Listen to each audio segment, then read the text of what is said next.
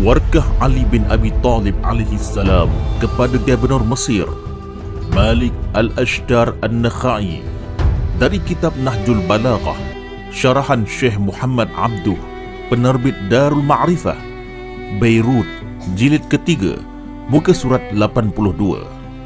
Dengan nama Allah yang Maha Pengasih lagi Maha Penyayang.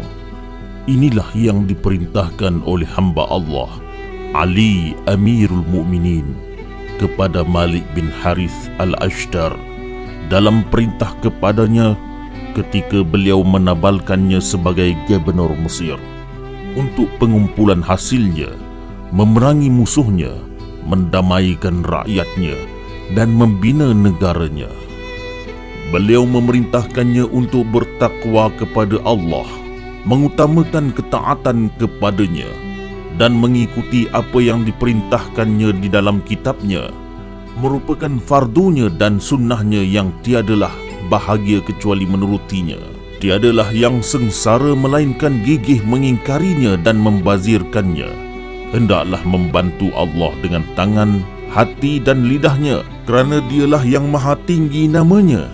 Pasti membantu orang yang membantunya, memuliakan orang yang memuliakannya. Dia memerintahkan agar mematahkan nafsu tatkala timbul keinginan syahwat yang salah dan menahannya tatkala bergelora, bahawa nafsu ammarah menyuruh dengan kejahatan melainkan di jalan yang dirahmati Allah. Ketahuilah olehmu wahai Malik, bahawa aku telah mengutuskan kamu ke negeri-negeri di mana para penguasa sebelum kamu memerintah dengan adil dan zalim, dan manusia memandang urusan kamu sebagaimana kamu memandang para pemerintah sebelum kamu, dan sama juga mereka berkata tentang kamu sebagaimana kamu berbicara tentang penguasa yang lalu. Hanya sahaja disimpulkan ke atas orang yang soleh dengan apa yang Allah curahkan ke atas lidah hamba-hambanya. Oleh itu, amalan soleh hendaklah menjadi harta yang paling dicintai di mata kamu. Maka kawallah perasaan kamu. Jadilah kedekut terhadap diri sendiri dari apa yang tidak halal bagimu. Kerana bakhil kepada diri sendiri itu adalah ketakwaan diri dalam hubungan dengan apa yang dicintai atau dibenci oleh manusia. Jadikan slogan di hatimu pemurah kepada rakyat jelata, kasih dan sayang terhadap mereka. Jangan menjadi seperti hewan pemangsa kepada rakyatmu yang kamu suka memakan mereka. Sesungguhnya mereka terdiri daripada dua golongan, sama ada saudara bagimu dalam agama atau sebanding dengan kamu dalam ciptaan, yang mana mereka juga melakukan kesilapan, terdedah kepada punca-punca dosa dan melakukan dosa sama ada sengaja atau tidak. Maka berikanlah kepada mereka kemaafan dan keampunanmu, sebagaimana kamu suka agar Allah memberikan kemaafan dan keampunannya. Dikarenakan dari segi kuasa kamu mengatasi mereka, manakala orang yang menabalkan kamu sebagai gubernur mengatasimu, dan Allah juga mengatasi orang yang menabalmu. Sudah menjadi kewajipan kamu untuk mencukupi urusan rakyat, dan dikarenakan Allah meletakkan kamu dalam medan ujian, janganlah meletakkan diri kamu dalam keadaan berperang dengan Allah. Sesungguhnya kamu tidak berdaya menanggung hukumannya ke atas kamu, dan kamu bukanlah tidak perlukan pengampunan dan rahmatnya. Janganlah kamu menyesali terhadap pengampunan, dan janganlah kamu bergembira dengan hukuman yang kamu berikan. Janganlah kamu tergesa-gesa marah kerana ada jalan keluar daripadanya. Janganlah berkata, akulah tuan empunya urusan pemerintahan, maka taatilah aku. Sesungguhnya ia menyebabkan kerosakan hati, kemerosatan dan kelemahan agama, lalu menghampiri peralihan pemerintahan. Tatkala kerajaanmu itu mencetus keangkuhan dan kesombonganmu, lihatlah kebesaran kerajaan Tuhan yang kuasanya mengatasimu, yang mana kamu tiada daya dan kemampuan itu ke atas dirimu. Sesungguhnya demikian itu menundukkan kekerasanmu, mencegah keterlaluanmu, dan menghalang kehilangan akalmu. Berhati-hatilah daripada menyamakan diri dengan keagungan Allah dan membandingkan diri dengan keperkasaannya. Sesungguhnya Allah merendahkan setiap orang perkasa dan menghina setiap orang yang sombong. Berlaku adillah kepada Allah dan orang ramai bagi pihak kamu, kepada yang teristimewa keluargamu dan kepada rakyat yang kamu punyai kepentingan. Jika kamu tidak berlaku demikian, maka kamu telah berbuat zalim. Dan barang siapa yang menzalimi hamba-hamba Allah, maka Allah adalah musuhnya yang sebenar, bukan hamba-hamba yang dizalimi.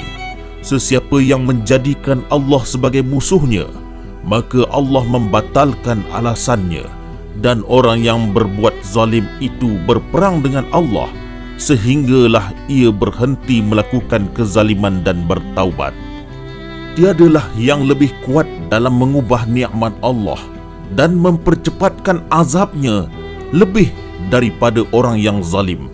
Sesungguhnya Allah mendengar doa orang yang dizalimi, dan dialah Allah yang mengawasi orang yang zalim. Jadikanlah urusan yang paling kamu cintai pada peringkat yang paling pertengahan dalam kebenaran, paling umum dalam keadilan, paling menyeluruh dalam kepuasan rakyat. Sesungguhnya rasa tidak puas hati orang ramai mengecewakan golongan yang khusus, dan tidak puas hati golongan yang khusus tidak memberi kesan terhadap kepuasan orang ramai. Tiadalah seseorang pun daripada rakyat yang lebih membebankan penguasa dalam membantu kesejahteraan. Tidaklah paling sedikit membantu dalam bencana. Tidaklah lebih membenci untuk berlaku adil. Tidaklah lebih kuat mendesak dalam memohon. Tidaklah lebih berterima kasih tatkala diberi. Tidaklah lebih lambat beralasan tatkala mencegah pemberian. Tidaklah lebih lemah bersabar tatkala musibah besar, lebih dari orang yang khusus. Sesungguhnya tiang agama, masyarakat Muslim dan orang yang bersedia untuk berperang dengan musuh adalah orang umum dari umat. Maka jadilah perhatianmu kepada mereka dan keinginanmu hendaklah bersama mereka. Jadikanlah sejauh-jauh rakyatmu daripadamu, dan semurka-murka orang di sisimu ialah orang yang paling dahsyat mencari aib manusia. Ini disebabkan di kalangan manusia ada keaiban, dan benar lebih layak menutup kesalahan itu daripada orang lain. Oleh itu janganlah kamu ingin tahu tentang kesalahan yang tersembunyi daripada kamu, kerana kamu hanya mempunyai kewajipan untuk memperbaiki kesalahan orang yang kamu ketahui semata-mata. Dan Allah akan mengadili apa yang tersembunyi daripada kamu daripada kesalahan manusia. Maka tutupilah aib manusia semampu kamu, agar Allah menutupi aib kamu yang kamu ingin sembunyikan daripada rakyatmu. Lepaskanlah ikatan orang yang menyimpan dendam, dan potonglah punca setiap permusuhan. Abaikan apa yang tidak jelas bagimu. Janganlah tergesa-gesa mengesahkan kata-kata penyampai desus-desas. Sesungguhnya penggosip adalah pengkhianat walaupun menyerupai pemberi nasihat. Janganlah sekali-kali melibatkan orang yang bakhil dalam mesyuaratmu, kerana hal itu mematahkan semangatmu untuk berbuat kebaikan dan menakut-nakutimu daripada menjadi papa. Juga jangan bermesyuarat dengan pengecut, kerana ia melemahkan semangatmu dalam melakukan sesuatu. Janganlah juga dengan orang yang tamak, kerana ia akan menghiasimu dengan kejahatan dan kezaliman. Sesungguhnya bakhil, pengecut dan tamak adalah bermacam ragam kecenderungannya yang berhimpun dalam kecurigaan buruk terhadap Allah.